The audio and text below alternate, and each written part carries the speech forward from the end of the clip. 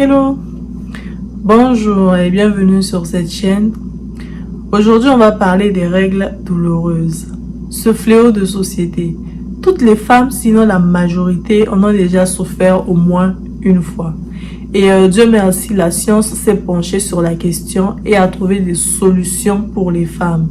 Et aujourd'hui, j'ai trouvé approximativement 3 articles scientifiques qui nous donnaient des solutions que je vais vous présenter dans cette vidéo tout de suite après mon générique.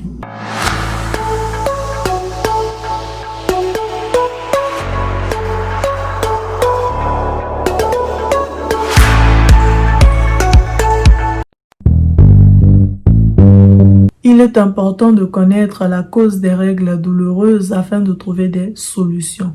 Eh bien, les règles douloureuses sont dues à une surproduction, donc une production excessive de la prostaglandine E2 à l'approche des règles. Ces prostaglandines E2 entraînent une diminution du diamètre des vaisseaux sanguins de l'utérus, une augmentation de la contraction du muscle utérin pour libérer la muqueuse utérine qu'on va appeler communément le sang. Et vous vous doutez bien que c'est cette contraction-là qui est responsable de la douleur. Vous savez, il existe 2 sortes de dysménorrhée, donc règles douloureuses. Nous avons la dysménorrhée primaire, c'est ce qui est courant.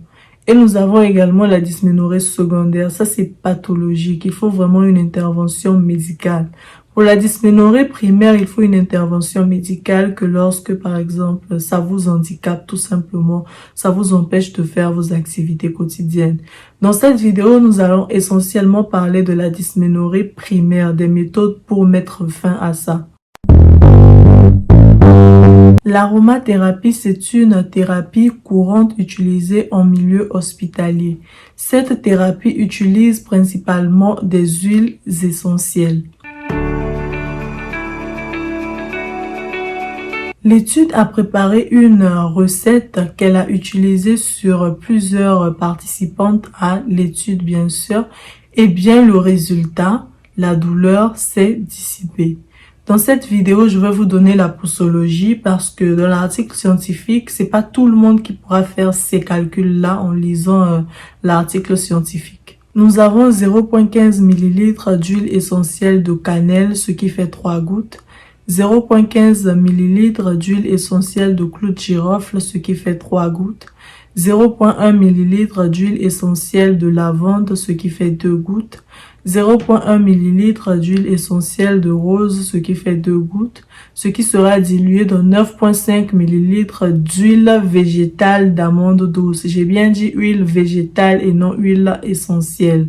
J'ai fait mes calculs en utilisant 1 ml égale à 20 gouttes. Mais il y a certains pays qui préfèrent 1 ml égale à 25 gouttes. Donc, vous pouvez refaire vos calculs si vous voulez utiliser 1 ml égale à 25 gouttes. Avec cette recette, vous devez masser la partie abdominale une fois par jour pendant 7 jours avant le début de vos règles. Et le massage doit durer 10 minutes par jour.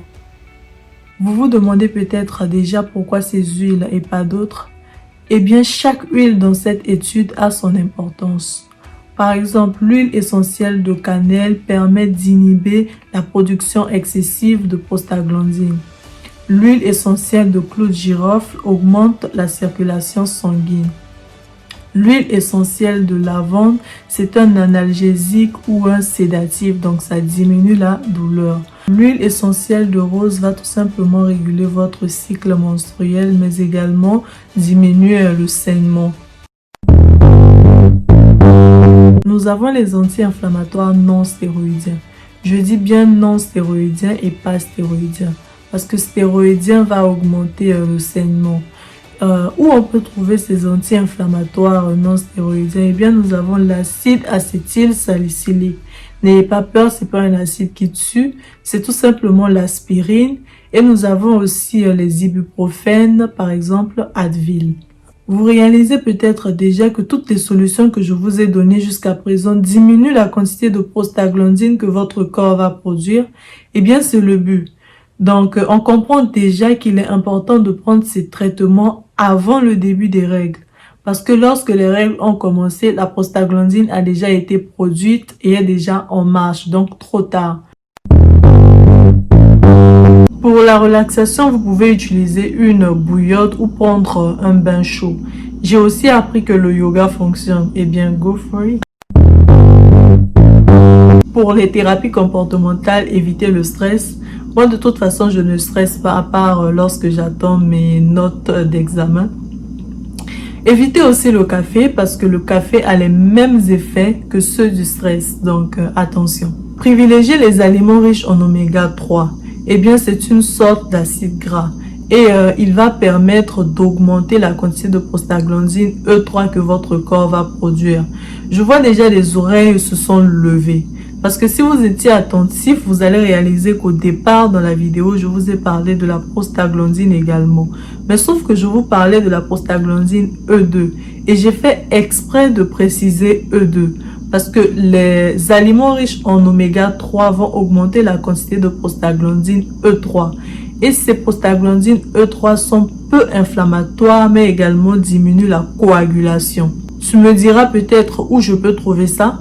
Vous pouvez trouver les aliments riches en oméga 3 dans des sardines, mais également dans du saumon. Vous trouverez peut-être une autre liste sur internet. Je me suis limitée à ces deux-là. Fuyez les aliments riches en oméga 6 parce que ces aliments-là augmentent la quantité de la prostaglandine E2 que votre corps va produire. La prostaglandine E2 dont je vous ai parlé au départ, et ce sont ces prostaglandines-là qui sont responsables des règles douloureuses.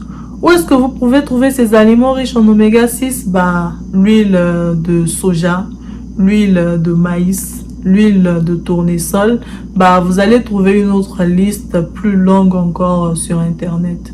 Une recette que j'ai trouvée, eh bien c'est une tisane à base de citron et de gingembre. La mienne est là. Eh bien ceci n'est pas un placement de produit, j'ai acheté ça de ma propre poche. J'ai réalisé que ça fonctionne vraiment, donc essayez. Une conclusion que j'ai tirée, eh bien j'ai réalisé que quand on consommait du glucose, ça augmentait la douleur. Moi, je comprenais pas pourquoi. Avec un esprit scientifique, je me suis quand même posé la question et je suis partie chercher sur internet. Et j'ai réalisé que le glucose augmentait la quantité de prostaglandine E2.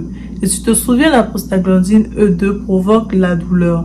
Eh bien, tu comprends par là qu'il faut diminuer la quantité de glucose que tu consommes pendant tes règles.